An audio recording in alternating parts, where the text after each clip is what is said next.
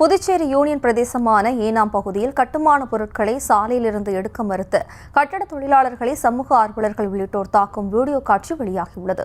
இதுகுறித்தான கூடுதல் விவரங்களோடு இணைக்கிறார் நமது செய்தியாளர் கிருஷ்ணன். வணக்கம் கிருஷ்ணன். விவரம்.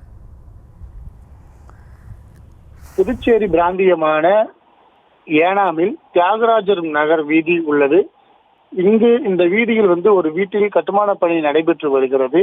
இதில் ஆந்திர மாநிலம் விசாகப்பட்டினத்தைச் சேர்ந்த 2 தொழிலாளர்கள் பணியாற்றி வருகிறார்கள். கடந்த ஒரு வாரமாக கட்டுமான பணிகள் ஏதும் நடைபெறாமல் கட்டுமான பொருட்கள் அனைத்துமே நடுவீதியில் போடப்பட்டுள்ளது. இதனால் அந்த பகுதியில் துர்கா கோயில் நவராத்திரி திருவிழா நடைபெற்று வருகிறது.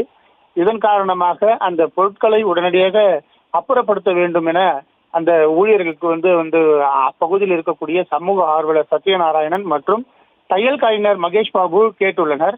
ஆனால் கட்டிட தொழிலாளர்கள் மறுக்கவே இரு தரப்புக்கும் இடையே வாக்குவாதம் ஏற்பட்டு அது மோதலாக மாறியது. இதனால் இரு தரப்பினரிடையே கைகலப்பு ஏற்பட்டு கடுமையான தாக்குதலானது ஏற்பட்டிருக்கிறது.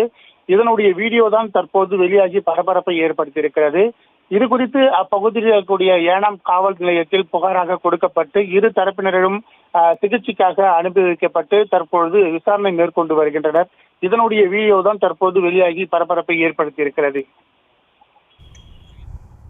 விவரங்களுக்கு நன்றி கிருஷ்ணன்.